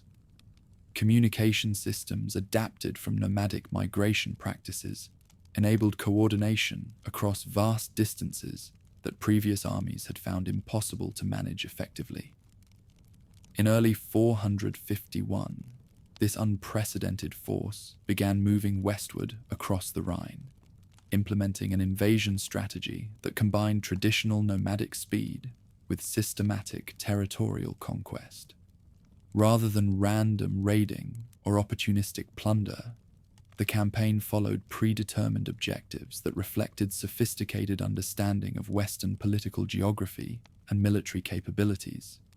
Cities that controlled strategic routes or resources were targeted for capture, while others were bypassed or left for later consolidation. Metz, strategically positioned to control access to the Gallic interior, became the first major target of the invasion. Its rapid fall demonstrated the effectiveness of siege techniques that had been perfected during the Balkan campaigns, while the thoroughness of its destruction sent the intended message to other Gallic cities about the consequences of resistance. Refugees streaming southward from the burning city carried tales of devastation that began the psychological warfare campaign that often proved as effective as military assault. Rams, Troy, and dozens of smaller cities fell in rapid succession as the invasion force swept through northeastern Gaul with speed that caught defending forces completely unprepared. Unlike previous barbarian raids that had been contained through local resistance and strategic withdrawal, this campaign maintained momentum through systematic planning and overwhelming force concentration. Each victory provided resources for further operations, while demonstrating to potential allies and enemies alike the futility of opposing Hun military power. News of the invasion's early successes created panic throughout the Western Empire as authorities struggled to organize effective resistance. The military resources available to Valentinian III were scattered across Africa, Spain, and Italy, engaged in conflicts with Vandals, Visigoths, and various other barbarian groups. Coordinating a response to the Gallic invasion required recalling forces from other fronts, creating vulnerabilities that threatened the security of the entire empire. Desperate circumstances forced imperial authorities to seek alliance with peoples who had previously been considered enemies. Visigothic King Theodoric, whose kingdom in southwestern Gaul faced direct threat from Hun expansion, proved willing to cooperate with the imperial forces he had fought for decades. This unlikely partnership reflected the recognition that Hun success would threaten the independence of all established powers in Gaul, barbarian and civilized alike. Aetius, the Western Empire's most capable general, assumed command of the allied forces that represented the last hope for stopping Attila's advance toward the heart of Gaul. His military reputation had been built through decades of frontier warfare against various barbarian enemies, but he had never faced an opponent with the resources and capabilities that the Hun king now commanded. The coming confrontation would test not just military skills, but the fundamental question of whether traditional Roman tactics could prevail against the evolved nomadic warfare that had conquered half of Europe. Strategic considerations that influenced Aetius's defensive planning reflected the complexity of the political situation in Gaul. Beyond simply stopping the Hun invasion, he needed to preserve the delicate balance between imperial authority and barbarian federate kingdoms that had maintained relative stability in the region for decades. Military victory that came at the cost of destroying this balance might prove as catastrophic as military defeat, leaving the empire unable to govern territories that had been saved from Hun conquest. Assembly of the allied army at Orléans demonstrated both the strengths and weaknesses of the coalition that Aetius had managed to organize. Imperial forces provided disciplined infantry and siege equipment, while Visigothic cavalry offered mobility and striking power that could match Hun tactics. Various smaller allied contingents contributed specialized capabilities and local knowledge that enhanced the army's overall effectiveness. However, coordinating these diverse elements in battle would require leadership skills that few commanders possessed. Attila's approach to Orléans revealed the strategic thinking that had made his campaigns so successful. Rather than attempting immediate assault on the city's formidable defenses, he implemented a siege strategy designed to force the allied army into battle, under conditions that favored Hun tactical advantages. The psychological pressure created by threatening Orléans forced Aetius to abandon defensive positions and seek engagement in open terrain, where nomadic mobility would prove most effective. When the siege of Orléans began, citizens and defenders alike understood that they faced a test that would determine the future of Gaul and possibly the entire Western Empire. The city's survival depended not just on the strength of its walls, but on the ability of the hastily assembled allied army to arrive in time to break the Hun blockade. Success or failure in the coming battle would determine whether Western Europe would follow the eastern provinces into submission to barbarian authority. On the fields of Gaul, the fate of Europe trembled between a dying empire and an unstoppable force. The greatest military confrontation of the 5th century was about to unfold, pitting the evolved tactics of nomadic warfare against the combined desperation of civilized and barbarian defenders. The outcome would determine whether Attila's vision of universal conquest could overcome the last organized resistance that the settled world could offer. The Eternal City braced for fire, but when Attila came, he did not conquer. He negotiated. A pale, frigid dawn rose over the Catalonian plains, where two vast armies stood poised on ground, destined to become the grave of empires. For hours, neither side moved, each waiting for the other to reveal weakness or make the first mistake. When the battle finally erupted, it unleashed violence on a scale that shocked even veterans of decades of frontier warfare. By sunset, the ground was carpeted with the dead of a dozen peoples, and neither Attila nor Aetius could claim decisive victory. King Theodoric of the Visigoths lay among the fallen, his death robbing the alliance of one of its most capable leaders while demonstrating the terrible cost of opposing Hun expansion. Thousands of warriors from across Europe had perished in a single afternoon, leaving both armies bloodied and exhausted. For the first time in his career, Attila faced a tactical situation where complete victory had proven impossible, forcing him to reassess strategies that had seemed invincible just hours earlier. Withdrawal from Gaul proceeded with the disciplined efficiency that had characterized all of the Hun king's military operations. Rather than admitting defeat or abandoning his territorial ambitions, he treated the battle as a temporary setback that provided valuable lessons about the limits of nomadic tactics against well-coordinated defensive alliances. The retreat itself became a strategic statement, demonstrating that even failure could be managed with dignity and preparation for future success. During the winter that followed the Gallic campaign, Attila devoted enormous energy to analyzing what had gone wrong at Chalons and how similar problems might be avoided in future operations. The battle had revealed vulnerabilities in Hun tactical systems when facing enemies who understood their methods and possessed adequate resources for organized resistance. More troubling, it had demonstrated that the psychological warfare that often decided Hun victories could be neutralized by opponents who refused to panic under pressure.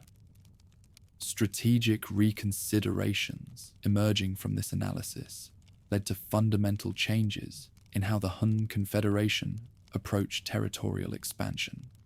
Rather than relying exclusively on rapid conquest and immediate submission, future campaigns would incorporate more systematic approaches to siege warfare, territorial consolidation, and political integration. The failure in Gaul had been educational, providing insights that would make subsequent operations more effective and less vulnerable to the kind of coordinated resistance that Aetius had managed to organize. By early 452, these strategic innovations were ready for testing against a target that offered both enormous potential rewards and significant tactical challenges.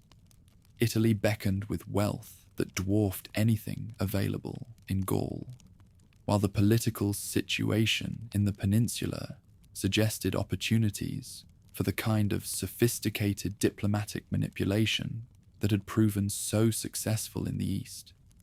The Western Empire's capital at Ravenna controlled territories that, if conquered, would complete Attila's domination of the civilized world.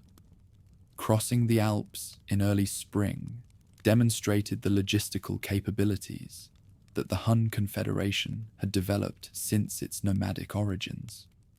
Rather than simple tribal migrations, the invasion force moved according to predetermined schedules that coordinated the passage of enormous numbers of men, horses, and equipment through mountain terrain that had traditionally been considered impassable to large armies.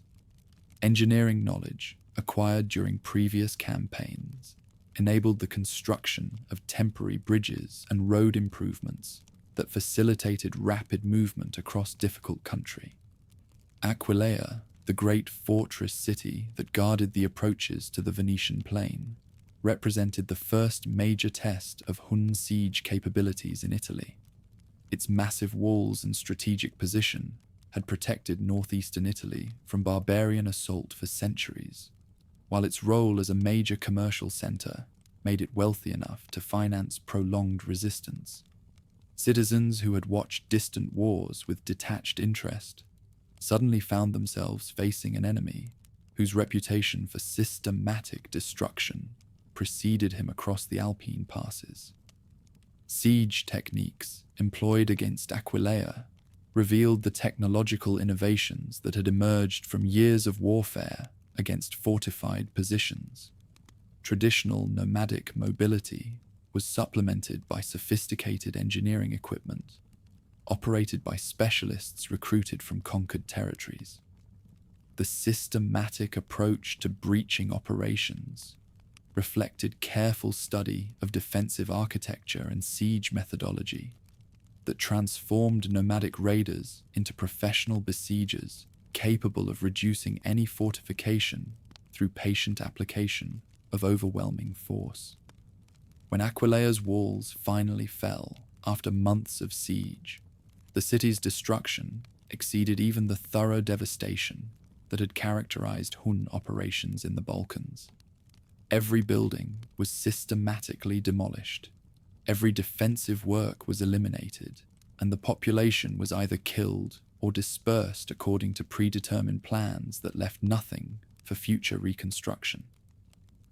The completeness of this destruction served notice to other Italian cities about the consequences of resistance while providing concrete benefits for the warriors who had participated in the siege.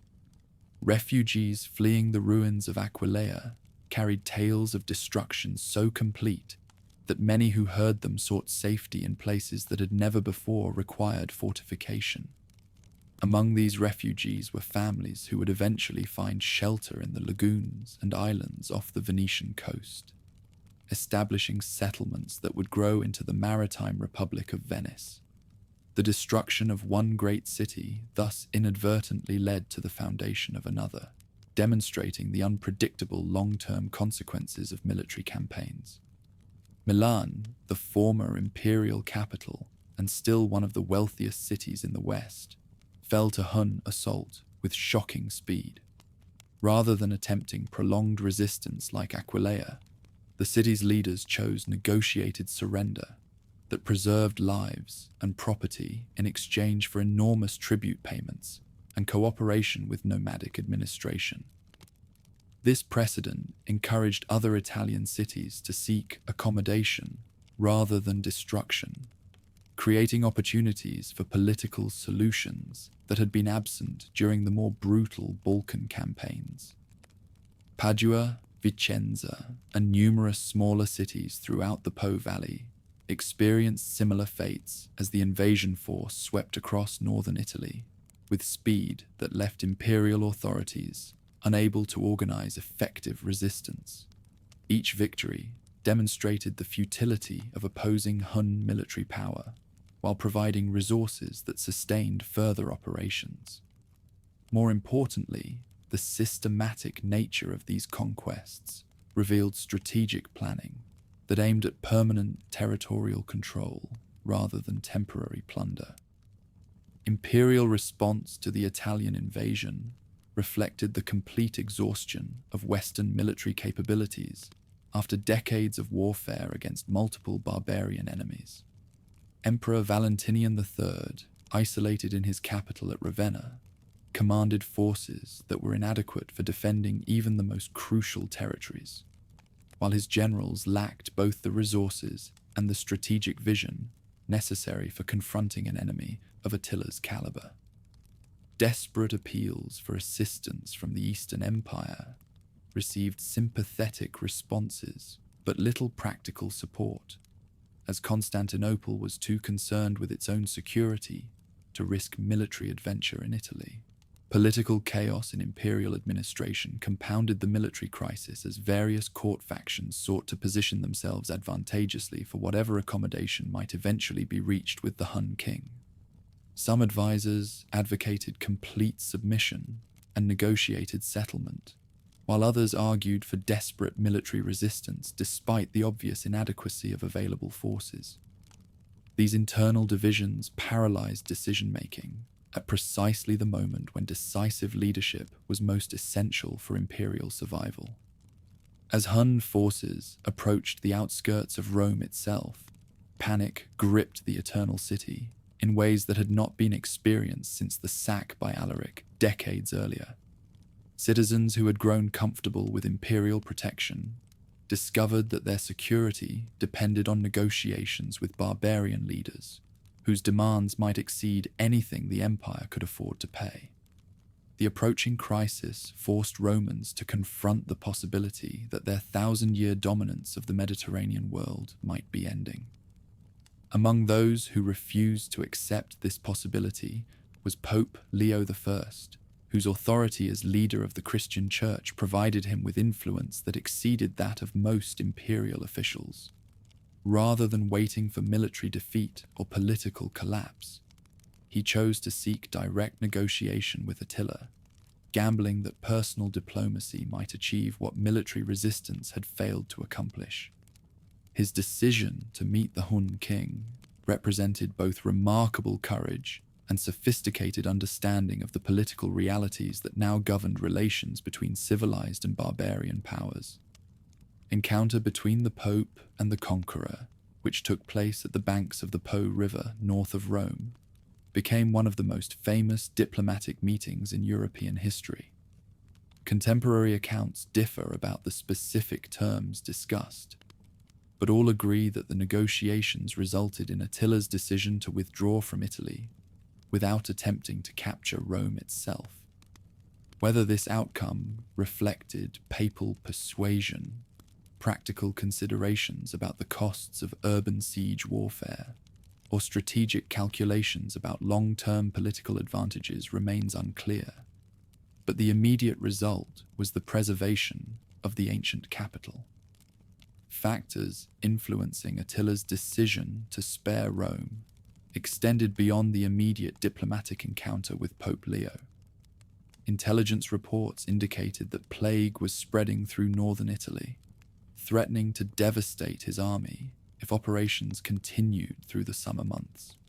Additionally, news from the east suggested that imperial authorities in Constantinople were preparing military expeditions that might threaten Hun territories while his main forces were engaged in Italy.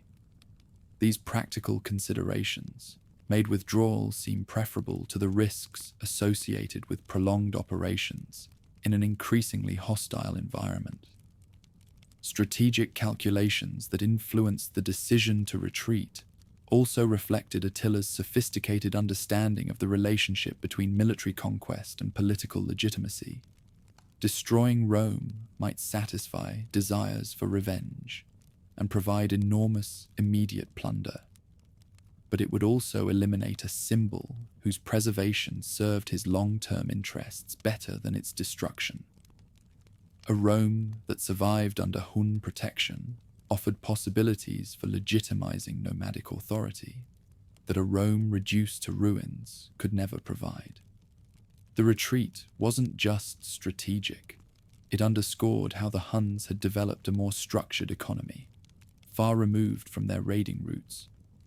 The wealth already extracted from northern Italian cities exceeded anything that Rome itself could provide, while the costs of siege operations against the ancient capital would have been enormous. More importantly, the political benefits of voluntary withdrawal, demonstrating restraint and diplomatic sophistication, outweighed the marginal advantages that complete conquest might have offered. Return journey across the Alps proceeded with the same systematic efficiency that had characterized the invasion, though circumstances had changed significantly during the months of Italian operations. Plague that had begun in northern Italy spread to Hun forces, creating logistical challenges that required careful management to prevent the kind of military disaster that could destroy an army more effectively than enemy action. The successful management of this retreat under difficult conditions demonstrated organizational capabilities that rivaled the Confederation's battlefield achievements. Back in his royal camp along the Tisa, Attila spent the remainder of 452 consolidating the gains achieved through his Italian expedition, while planning future operations that would complete his domination of the Western Empire. The demonstration of Hun capability to strike at the heart of imperial territory had achieved strategic objectives that pure conquest might not have accomplished, while the diplomatic resolution of the campaign had preserved options that military destruction would have eliminated. Italy had been a laboratory for testing new approaches to territorial expansion that combined traditional nomadic strengths with innovations adapted to the requirements of governing settled populations. Standing at the gates of Rome and turning away represented not mercy, but strategy. The Hun king had demonstrated that no city in Europe, regardless of its historical significance or defensive capabilities, lay beyond the reach of his military power. More importantly, He had shown that this power could be exercised with restraint and diplomatic sophistication that elevated him above the level of simple barbarian destroyer. The master of the steppes had proven himself capable of statesmanship that rivaled anything the civilized world could offer, while retaining the military capabilities that made his political pronouncements impossible to ignore. From the banks of the Po to the palaces of Constantinople, rulers now understood that Attila's authority extended wherever his armies could reach. The Italian campaign had been a demonstration rather than a conquest, a proof of concept that established new parameters for European politics. The barbarian who had spared Rome commanded more respect than those who might have sacked it, having proven that true power lay not in destruction, but in the ability to choose between destruction and preservation, according to strategic calculations that lesser leaders could neither understand nor implement. The stars hung motionless over the Hungarian plains that night, as if even the cosmos paused to mark the end of a life that had shaken empires. In a great wooden hall hung with silks from Constantinople and golden treasures torn from a dozen conquered cities, Attila lay dead beside his newest bride, a Germanic girl named Ildiko, whose beauty had captivated the conqueror in what would prove to be his final political alliance. The king, who had made emperors tremble, had been felled not by enemy sword or assassin's blade, but by his own blood, which had burst from his throat in a crimson torrent that no physician could staunch. Circumstances surrounding the death would spawn legends that outlived the empire he had built. Some whispered of poison administered by Byzantine agents who had finally found a way to eliminate their greatest enemy. Others spoke of divine judgment upon a man who had claimed dominion over territories that belonged to God alone. Most likely, the 60-year-old conqueror had simply succumbed to the accumulated stresses of a lifetime spent in the saddle, his body betraying him at the moment when his power seemed most secure. When dawn revealed the motionless form of the man who had terrorized half the known world, his followers faced a crisis that threatened to destroy everything he had built.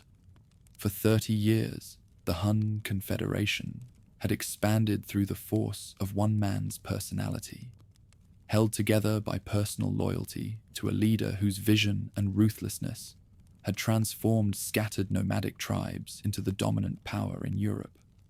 Without Attila's unifying presence, the vast alliance of peoples and territories he had assembled began to fracture along the ethnic and tribal lines that had been temporarily suppressed by shared success.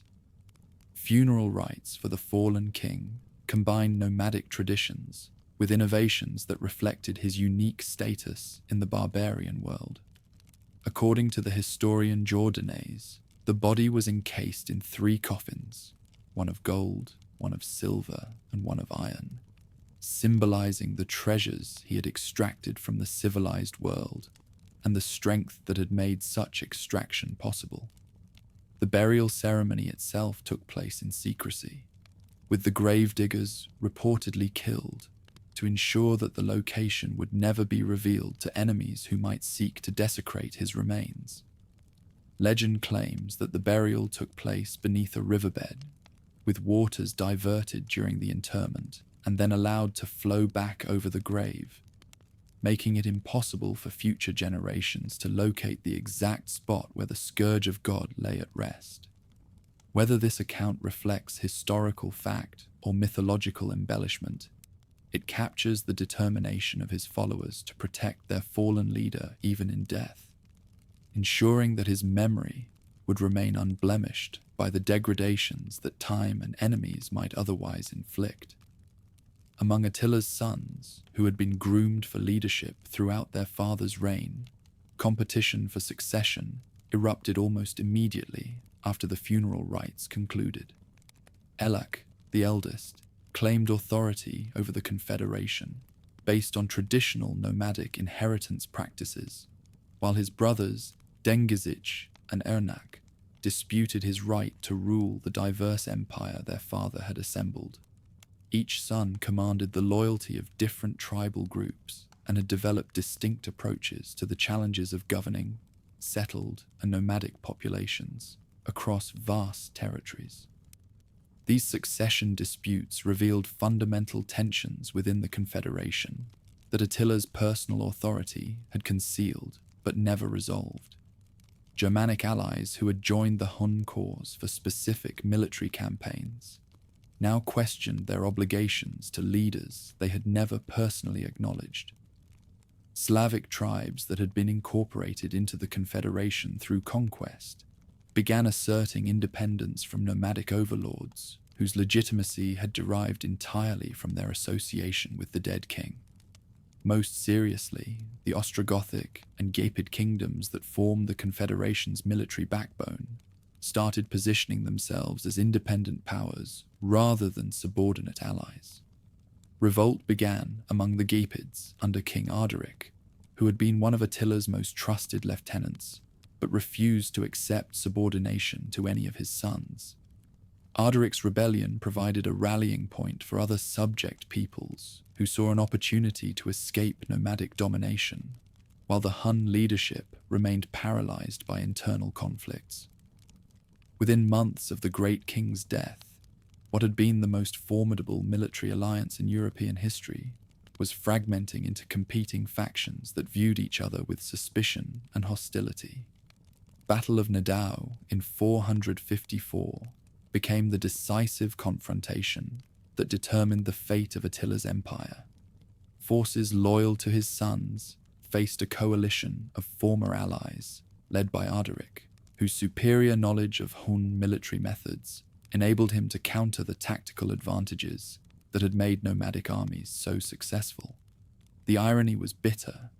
The Confederation that had conquered through superior organization and battlefield innovation was destroyed by enemies who had learned those same techniques through years of cooperation and shared military campaigns.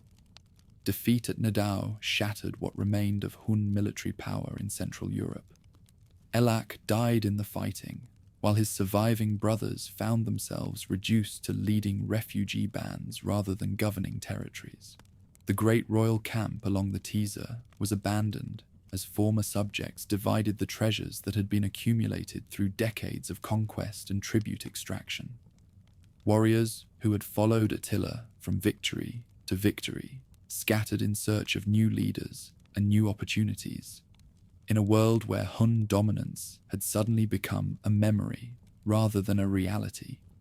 Consequences of the Confederation's collapse extended far beyond the immediate military disaster. Throughout the former Hun territories, power vacuums emerged that would reshape European political geography for centuries. Ostrogothic kingdoms established themselves in regions that would later become Italy and the Balkans, while various Germanic tribes occupied territories in what would become Germany and Eastern Europe.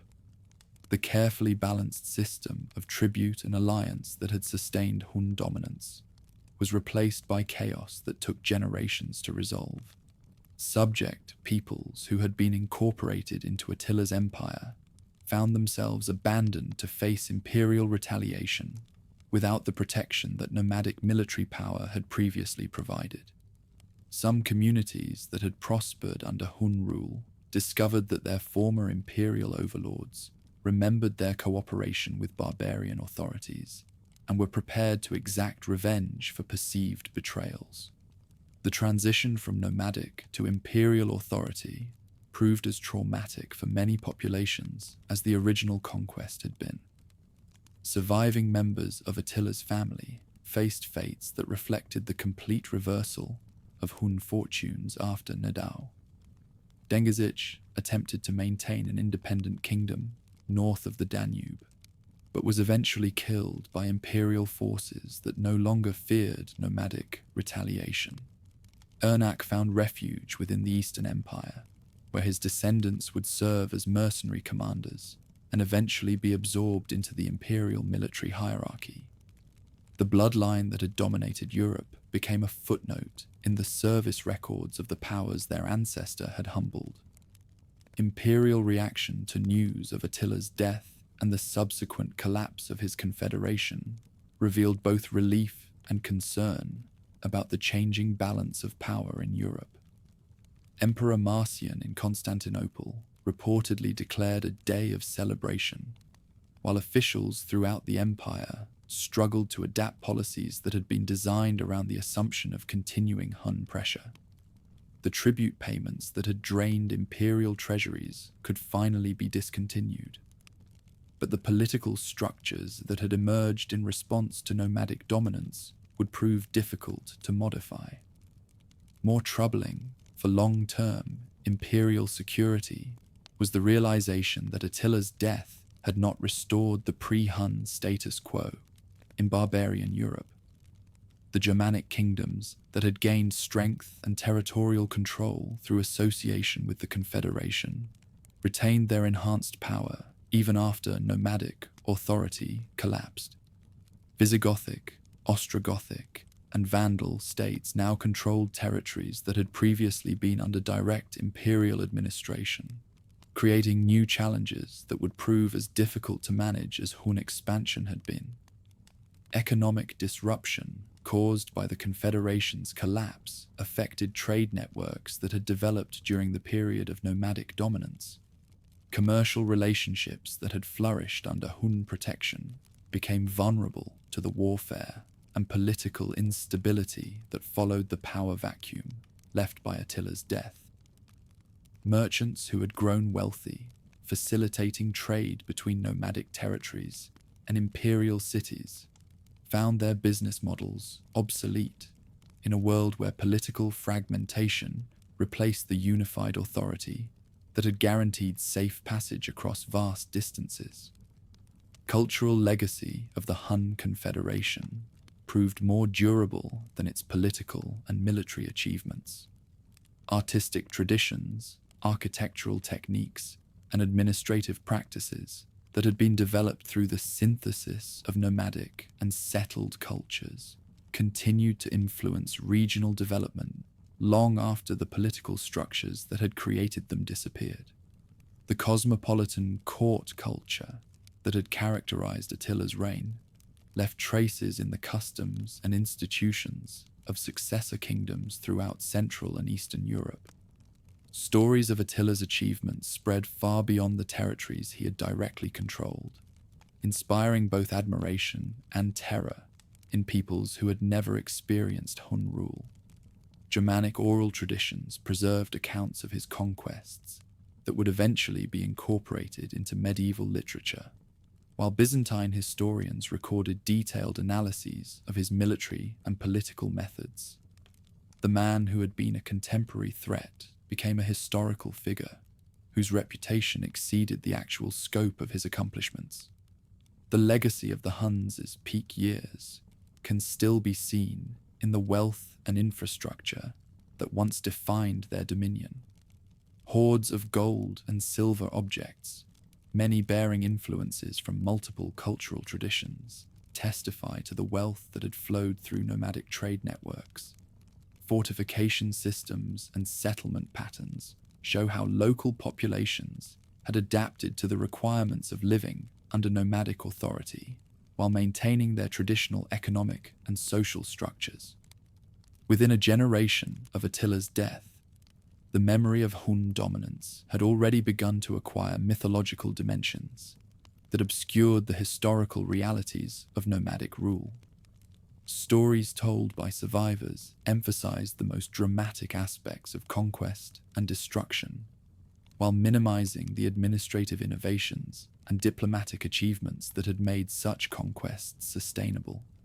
The complex political entity that Attila had created was simplified in popular memory into a narrative of barbarian terror and civilized resistance.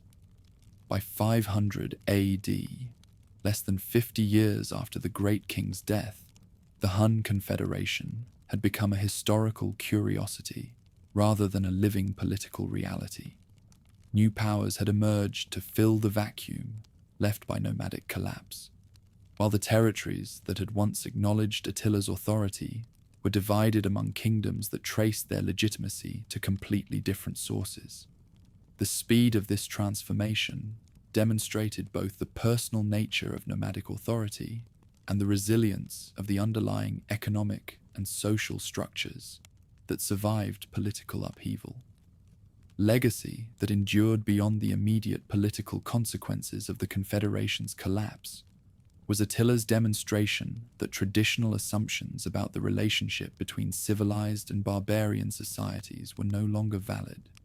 His success in creating effective administrative systems, maintaining diplomatic relationships, and governing diverse populations had proven that nomadic societies could adapt to the requirements of territorial empire without abandoning their essential character. This precedent would influence the development of later nomadic empires across Eurasia for centuries. Standing at his grave, wherever it might lie beneath the Hungarian soil, one can sense the enormity of what died with him on that spring night in 453.